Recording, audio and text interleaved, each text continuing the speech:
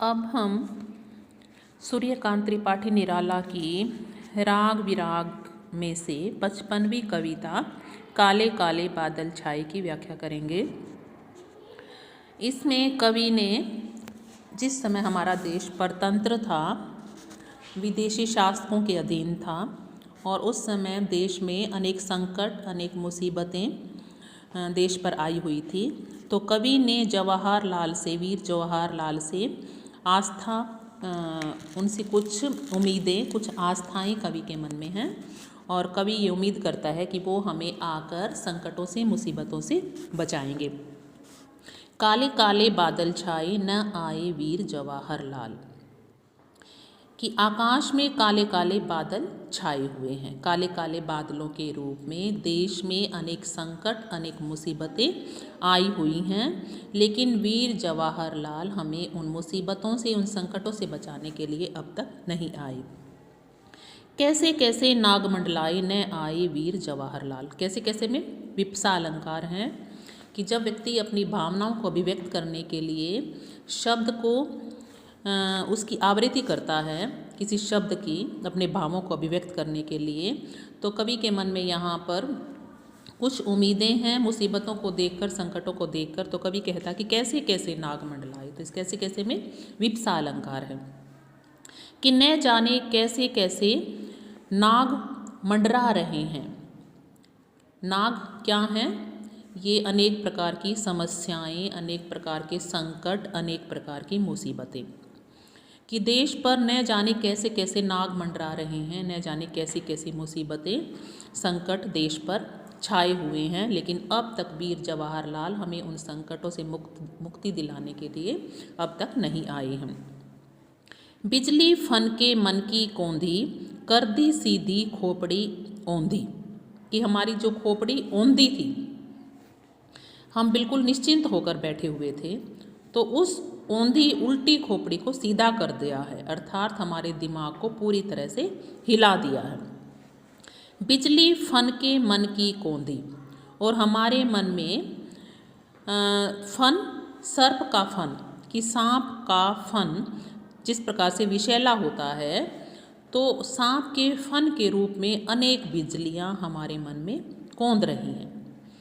जो बिजलियां, जो मुसीबतें, जो संकट बिजली बनकर हमारे मन पर छाए हुए हैं, तो वो सांप के फन के रूप में हमें डस रहे हैं। कर दी सीधी खोपड़ी औंधी, और उन्होंने हमारा दिमाग पूरी तरह से हिला दिया है।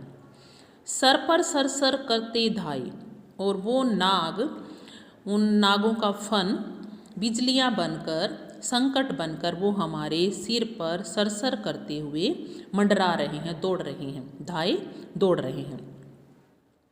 वो संकटों का बादल सांप बनकर, बिजलियां बनकर हमारे सिर पर सरसर करके दौड़ रहा है। सर पर सरसर, इसमें जो सर शब्द आया है उसमें यमक अलंकार है। सर का अर्थ है सिर पर, सरसर करके सरसराते हुए। शब्द जब एक से अधिक बार आए और अर्थ अलग अलग हो तो वहाँ पर यमक अलंकार होता है। न आए वीर जवाहरलाल, लेकिन जवाहरलाल अब तक हमें हमारी स्थिति से अवगत नहीं है और ना ही वो हमारी स्थिति को जानने के लिए अब तक आए हैं। पुरवाई की हैं फुफकारें, पुरवाई हवा चलने लगी है, पूर्व दिशा से हवा चलने लगी है, और वो हवा भी कैसी है? नाग की फुफकारों की तरह, जैसे नाग फुफकार रहे हैं, तो पूर्व से चलने वाली हवा भी कवि को नाग की फुफकार की समान दिखलाई दे रही है, अर्थात चारों तरफ से कवि को संकट ही संकट दिखलाई दे रहे हैं। छन छन ये विष की बौछारें, छन छन पुनरावृत्ति है कि प्रतिपल ये विष की बौछारें जमीन पर, पृथ्वी पर कर रहे हैं, और विष की बौछारें पृथ्वी पर हो रही हैं, कि जो पूर्वी हवा, पूर्व दिशा में हवा चल रही है, वो नाग की फुफकारों की तरह हैं और वो विषैली बौछारें जमीन पर, पृथ्वी पर डाल रही हैं। हम हैं जैसे गुफा में समाये, और हम निराशाओं की अंधकारमयी गुफा में हम समा गई हैं, अंधेरी गुफा में हम फंस गई हैं, विपत्तियों रूपी गुफा में हम फंस गई हैं। प्रतीकात्मक शैली भी है यहाँ पर। गुफा किसका प्रतीक है? विषय अंधेरी गुफाएं किसका प्रतीक है? निराशा का, अंधकार का, अंधेरे का, कि जो कवि के आगे अंधेरा छा गया है, चारों तरफ निराशाओं का अंधकार छा गया है। तो कवि उस कहता है कि वो हम हैं जैसे गुफा में समाये, हम उस अंधेरी गुफा में समा गए हैं, निराशा की गुफा में हम फंस गई हैं। न आए वीर जवाहरलाल, लेकिन वीर जवाहरलाल हमें उस गुफा से मुक्ति दिलाने के लिए हम अब तक हमारे पास नहीं आए हैं। महंगाई की बाढ़ बढ़ आई, कि चारों तरफ महंगाई बाढ़ की तरह बढ़ने लगी है। गांठ की छूटी गाढ़ी कमाई, और व्यक्ति के जो आर्थिक कमाने के आजीविका के साधन थे वो भी अब छूटने लगे हैं। व्यक्ति की जो गाढ़ी कमाई है वो भी उसकी जिसकी उन्होंने गांठ बांधी हुई थी वो गांठ भी ढीली पड़ने लगी है, अर्थात व्यक्ति आर्थिक रूप से कमज़ोर होने लगे हैं, उनके पास कमाई के साधन, आजीविका के साधन नहीं रहे हैं। भूखे नंगे खड़े शर्माए, कि बिल्कुल भूखे और नंगे हो गई हैं व्यक्ति, ना पहनने के लिए वस्त्र हैं और ना ही खाने के लिए उनके पास अन्न है। अन्न की, वस्त्रों की कमी देश में हो गई है और वो खड़े होकर शर्मा रहे हैं। न आए वीर जवाहरलाल, लेकिन जवाहरलाल अब तक उनको देखने के लिए, उनकी स्थिति को जानने के लिए नहीं आए हैं। कैसे हम बच पाए निहत्थे, कि हम बिल्कुल निहत्थे हैं, हमारे पास किसी प्रकार के कोई हथियार नहीं है कि हम विदेशी ताकतों का सामना कर सकें। तो हम निहत्थे हैं, हम किस प्रकार से उन विदेशी ताकतों से बचें। बहते गए हमारे जत्थे, और हमारे जत्थे, हमारे झुंड, हमारे समूह, कि जो हम लोगों के समूह थे, हम लोग एक झुंड में थे, एक समूह में थे, वो हमारे समूह, वो हमारे झुंड भी बहने लगे हैं, वो भी ख़त्म होने लगे हैं। कि विदेशी शासकों की ताकतें इतनी अधिक बढ़ गई हैं, उनकी शक्तियाँ, कि उन शक्तियों के प्रवाह में हमारे झुंड के झुंड बह रहे हैं। राह देखते हैं भरमाए, और भरमाए हम अपने रास्ते से भटक गए, हम अपना रास्ता ढूंढ रहे हैं, राह देख रहे हैं और हम अपने मार्ग से भटक गए हैं कि हम कौन सा रास्ता अपनाएं। स्वतंत्रता प्राप्ति के लिए हम अहिंसा का रास्ता अपनाएं या हिंसा का रास्ता अपनाएं, तो लोग भ्रम में हैं।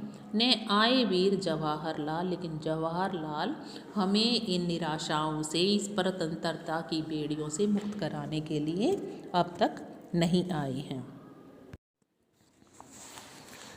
सूर्यकांत त्रिपाठी निराला की 57वीं कविता खुला आसमान की व्याख्या हम करेंगे। इसमें कवि ने ये बतलाया है कि जब चारों तरफ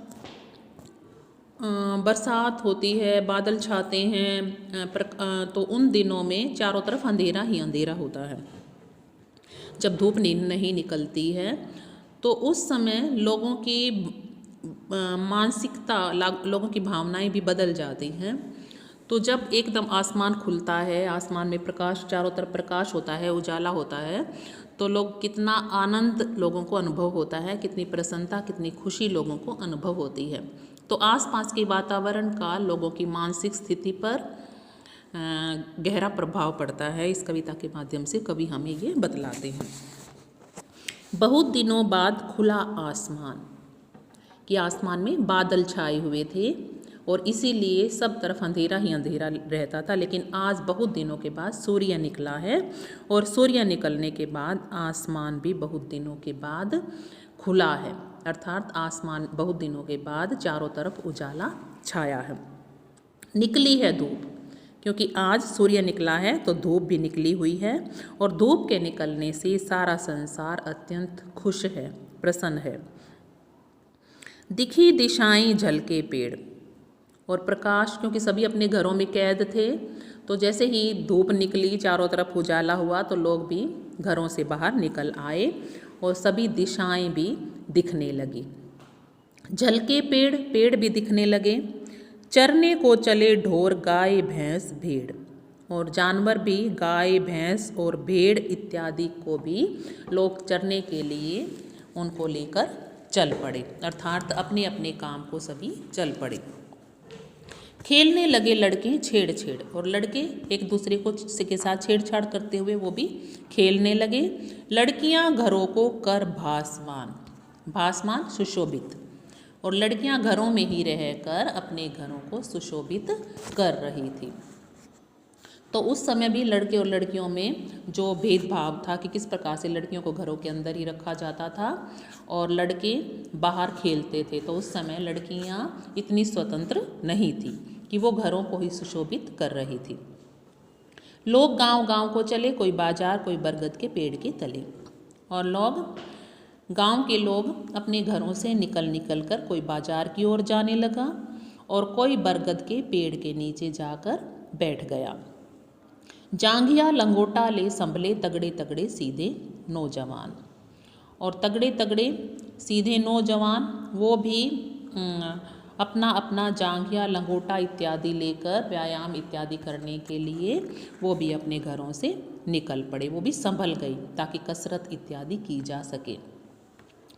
पनघट में बड़ी भीड़ हो रही, और पनघट पर भी आज औरतों की स्त्रियों की अत्यधिक भीड़ जमा हो गई है।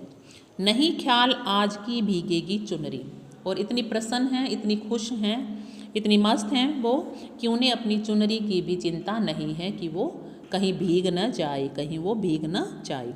बातें करती हैं वे सब खड़ी, सभी स्त्रियां आपस में खड़ी होकर एक दूसरे से बातें कर रही हैं। चलते हैं नैनों के सधे बाण, और बात करते करते वो अपने नेत्रों के बाणों को भी, नेत्र रूपी बाणों को भी साध रही हैं, नेत्र रूपी बाणों को चला रही हैं, अर्थात आँखों से वो बातें एक दूसरे से बातें, आँखों के माध्यम से वो एक दूसरे से बातें कर रही है।